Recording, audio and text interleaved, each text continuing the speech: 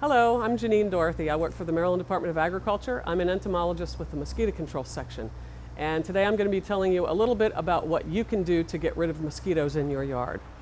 Our program will take care of things like ruts, puddles, ditches, stormwater ponds. In most areas, we treat those areas. But there's a mosquito that came into the United States in 1985 and into Maryland by about '87. And this mosquito is probably our biggest pest at this point all over the state.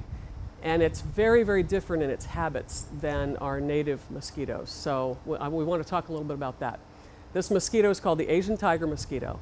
It tends to be very small, but can also be sort of normal size. It's very dark black with white stripes, so it looks different than most of our native mosquitoes, which are brown to yellowish brown. Its habits are very different. It's out mainly during the day, as opposed to our normal mosquitoes, which are out at dawn and dusk. So if you're out gardening during the day, this is the one that's going to be bothering you for the most part.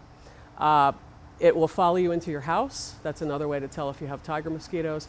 And it breeds in very different places than our native species. It will never breed in ruts and puddles, ditches, stormwater ponds, swamps, things like that. It breeds in its native habitat, which is a hole in a tree where a branch is broken off and it collects water, or a bamboo shoot which has broken off and it collects a little bit of water where the node is on that shoot.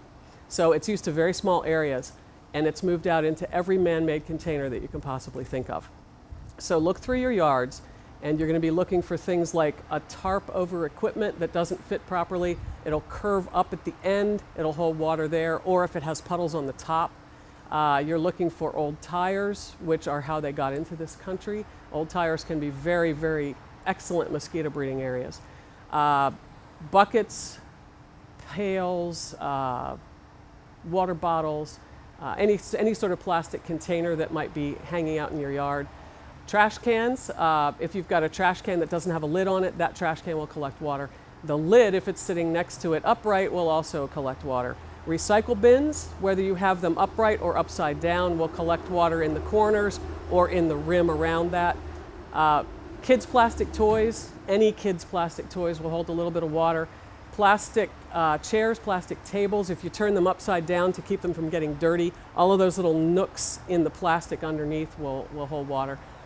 Wheelbarrow, if it's upright and you don't store it properly, either upside down or on its end, will collect a lot of water. My personal pet peeve of the container breeding world is this, black flexible drain pipe. This stuff, a lot of people have this, and you put it from your downspout out into your yard so it gets the water away from your house. However, with each of these little corrugations that this thing has, each one will hold enough water to support mosquito larvae. So you're breeding in every one of these little corrugations.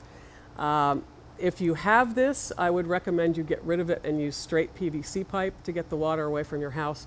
If you can't do that and you have to keep this, what you can do is take flexible screening or an old pair of pantyhose that doesn't have holes in it, put it over the end, either rubber band it on or hot glue it on so that mosquitoes cannot fly in or out of that tube.